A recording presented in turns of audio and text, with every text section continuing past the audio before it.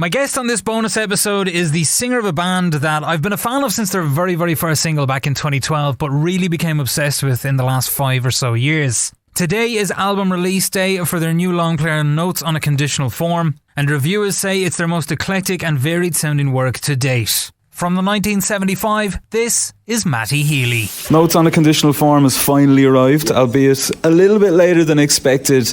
I remember listening to the BBC when you did the announcement that it was going to come out in May last year. Do you kind of sometimes hate yourself for being so eagerly prophetic? I think that, well, for Notes has always been like, I can't remember that first time where I said May. I imagine it'll have been like because I suppose we could have done that. But it changed. Like, I kind of had always said like I was going to make another record whilst I was on the road and after Brief Inquiry and stuff. And I always felt like I had the ability to do it. And then when I started doing it, I was, for a start, really enjoying it.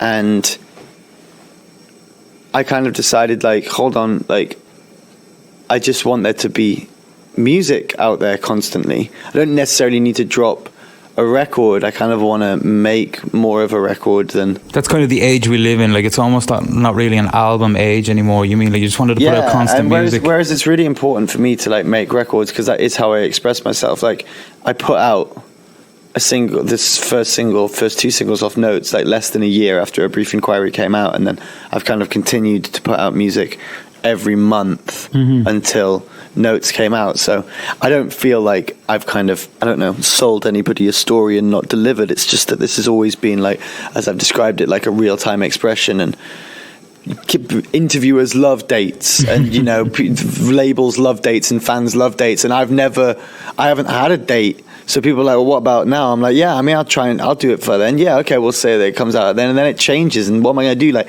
go on Instagram live every 20 minutes and be like, by the way, I've changed my mind. It's my creative process. I can't be asked keeping everyone informed of what I'm doing. It's an album that's really influenced by the bands you were before the 1975. Yeah. So like The Big Sleep, Drive Like I Do. Yeah. You're a band who's very self-referential. Have you seen the supercuts of all the times you've sang She Said online? Yeah. I love that. So good. Like, is there anything from that Drive Like I Do era or the Big Sleep era that you've kind of lifted melody-wise or vocal-wise for this new work? Yeah, I think so. Or if not, there was even bits of that on the last record. Like, I Always Want to Die was kind of similar to this song called Lucan versus Raya. But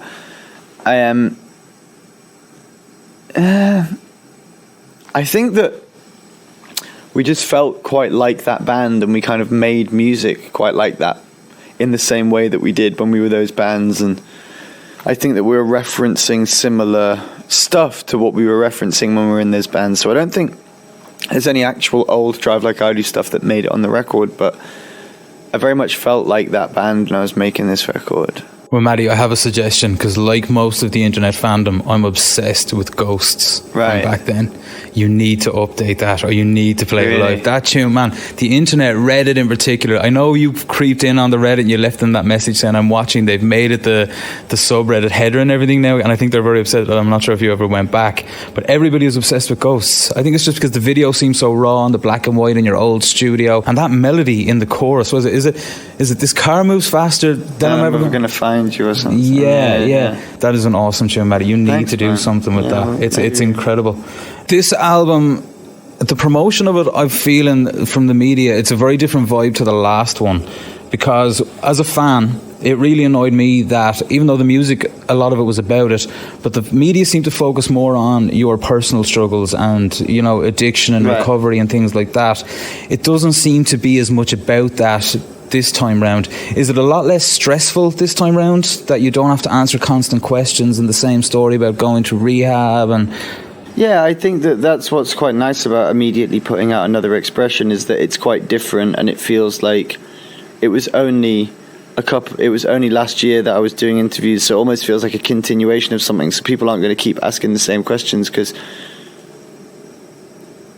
people are kind of, I've told everyone about that. And it's also like, you got to remember, like, I was just very aware that like heroin and stuff like that is like a big deal for people, and people were going to talk about it, but I only spoke about it a little bit on that record, and like I think I speak about it a little bit on this record, but like there's way more subjects that I talk about more. Do you know what I mean?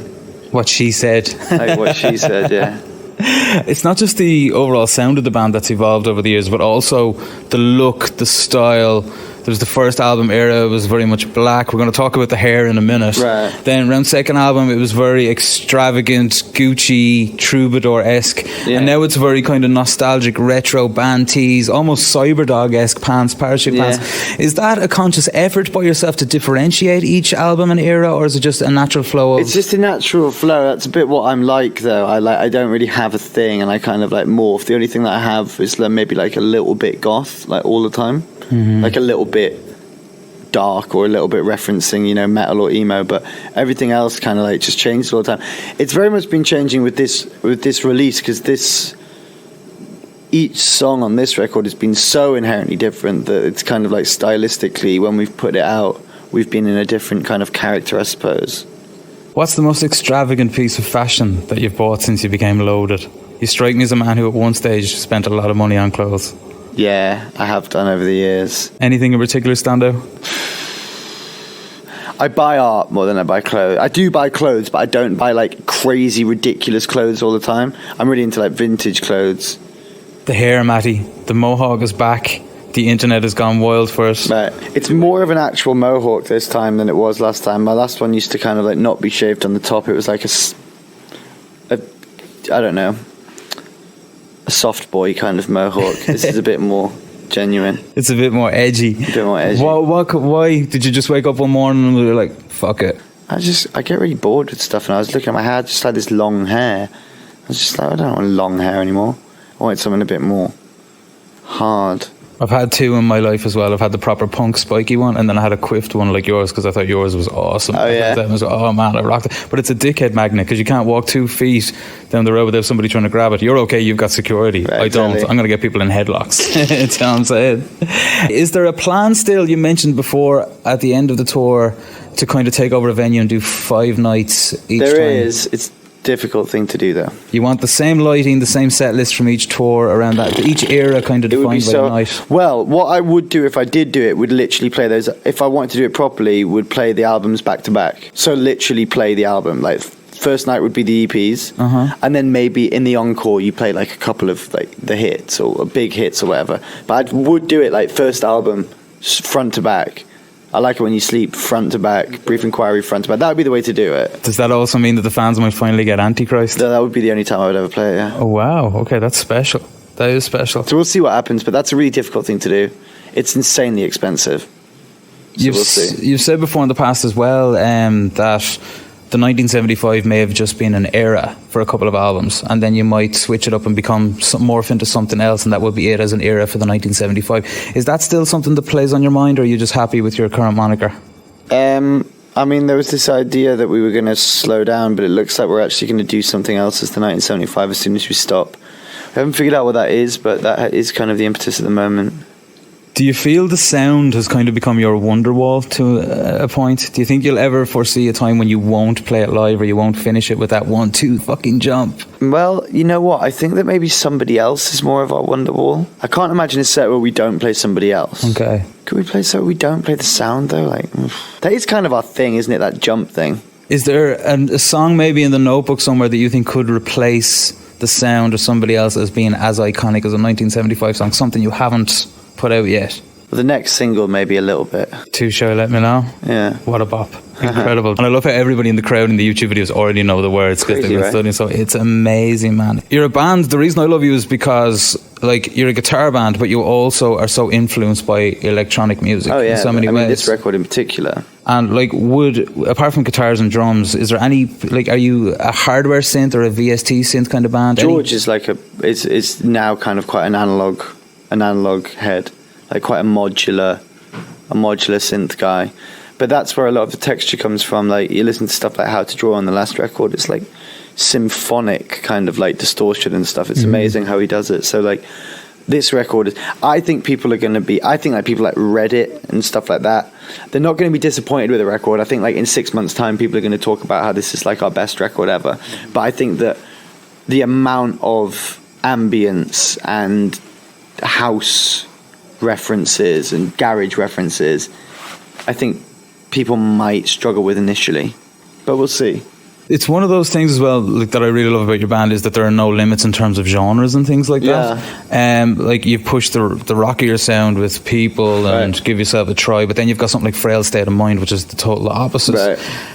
Is there anything that, I assume, would come from the vast array of influences and stuff you listen to? Is there anything you listen to that you'd like to incorporate into your music, but you haven't yet, or you might be afraid the fans wouldn't get it? I mean, I wouldn't do like stuff that was like, I probably wouldn't make a reggae record, but outside of that, I can't really think of anything that I wouldn't reference.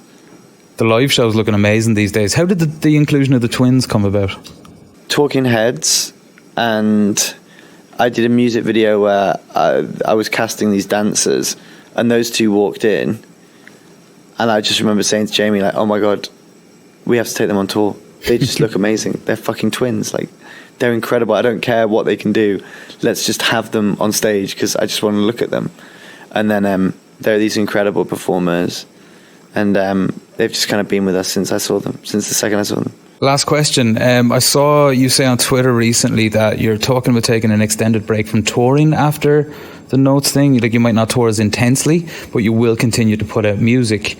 So is this something that's just going to constantly roll on? Like in 5 years' time, are the 1975 still going to be a thing in your mind, or do you kind of... Yeah, we are going to be. I think we're going to take a year and a half to make something, and then I imagine we'll kind of like at least tour it kind of in some regard.